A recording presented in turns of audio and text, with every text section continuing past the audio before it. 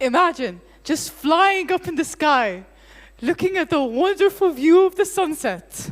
This is where I hope to go from here in the future of transportation. Hello everyone, my name is Layaal Shunnar, and I'm going to be telling you guys about how flying cars will help us in the future and will change how people live. Now, did we ever think that flying cars would become a common thing? In the 20th century, there were a few prototypes that were made, and they were able to land and take off, just like a helicopter. Isn't that impressive?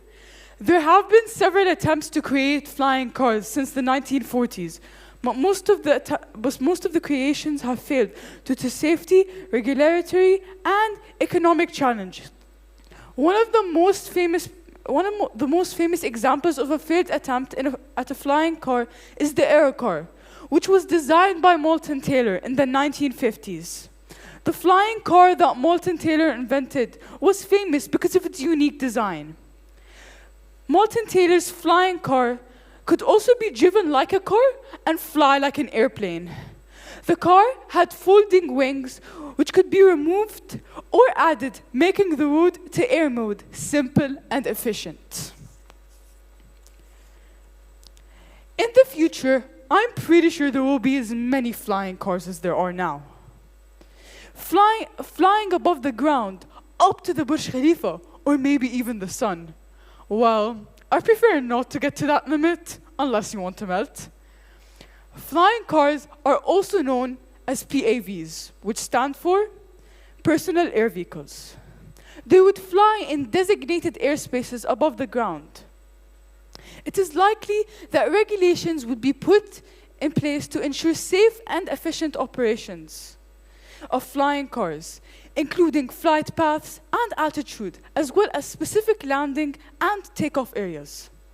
The flying cars are not just for good transportation, but also for delivering packages. It would be a lot easier and faster to deliver packages to people so they can get what they need earlier than they get it from car or van transportations. Flying cars will have an electrical vertical takeoff and landing EVOTL vehicle, which means that they will land and take off in a vertical direction and travel with a maximum flight speed of 130 kilometers per hour. Wow, that is fast. And the flying cars will be able to land just like a helicopter. There will be a helipad or a designated landing spot for all flying cars. In my opinion, I think that maybe flying cars may not have enough helipads or designated spots for all flying cars. Let's say we're up, flying in the air, looking for a helipad or any designated spots, and we can't find any at all because they're all occupied. How do you think we would solve that? What would a traffic jam in the sky be like? It is likely that we will need traffic control for flying cars, especially from the increase in the numbers of the vehicles in the sky.